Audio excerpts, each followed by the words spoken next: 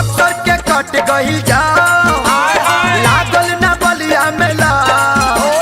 बक्सर के कट गइल जाओ लागल ना बलिया मेला ए गोरी आराम ए गोरी आराम कराई ले हलवा के नाम छाओ ए गोरी आराम कराई ले हलवा के नाम छाओ बक्सर के कट गइल जाओ लागल ना बलिया मेला बक्सर के कट गइल जाओ लागल ना बलिया मेला ए जाने आराम ए गोरी आराम कराई ले हलवा के नाम छाओ ए गोरी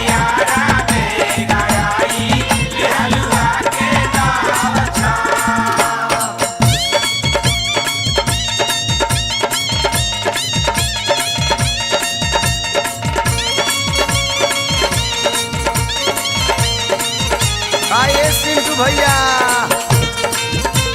अरे दिया हो पिंटू भाई दिया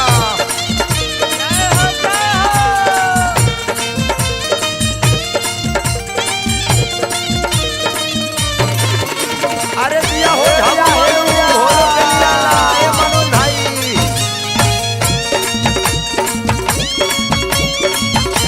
मनोज भाई भाई देखा भगुआ मोहनिया के झनकता सरसो बिहिया में सुननी धाराई रहलू परसो ए संजय भाई अरे राजेश भाई केसरी भाई के लेके चला हो भगुआ मोहनिया के झनकता सरसो बिहिया में सुननी धाराई रहलू परसो देहरी सजैलू डुमरा पटना में गइलू ना देहरी सजैलू डुमरा पटना में गइलू ना ए गोरी आराम ए गोरी आराम कराई ले हलवा के नाम छाओ ए गोरी आराम कराई ले हलवा के नाम छाओ अरे दिया हो मोती भाई दिया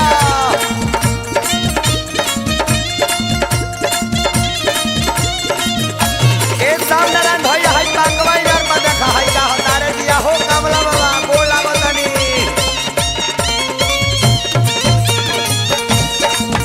हाय हाय हाय हाय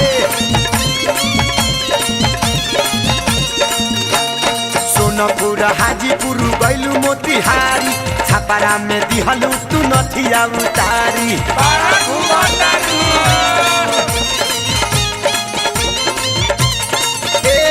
सोनपुर हाजीपुर गइलू मोतिहारी छापारा में दिहलू तू नथिया उतारी आइलू झुराइल सिरा दिहलो पानी से पटा आइलू झुराइल सिरा दिहलो पानी से पटा ए मैडम आराम ए मैडम आराम कराई लिहलू के नाम छाओ ए डार्लिंग आराम कराई लिहलू के नाम छाओ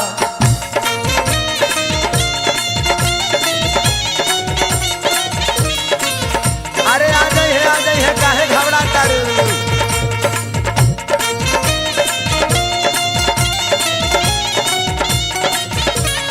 तरफ नहीं है तरफ बढ़ानी मारो रहन का तारा जवानी बढ़िया था नारायणी का बांध तूर का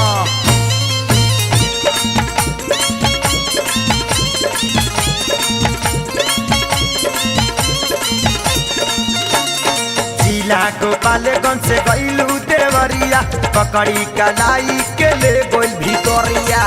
काए मनोज भाई ए मोहन जी अरे बिने भाई मोहम्मद को छोड़ा मर दे चला होने ए जिला गोपालगंज से गइलू देवरिया पकड़ी कलाई के ले गोल भितरिया गइलू गोरखपुर माऊ कटे हलस रुपैया सा गइलू गोरख मुजफ्फरपुर मऊ तो दिहलस रुपैया सा ए धनी आराम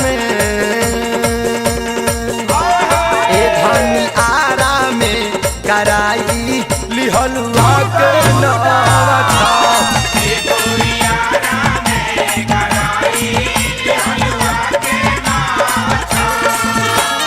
बक्सर के कट गइल जाओ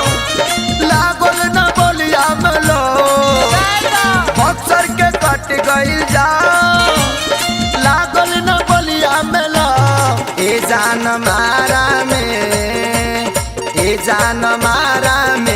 कराई लिहलु तू तनावा छा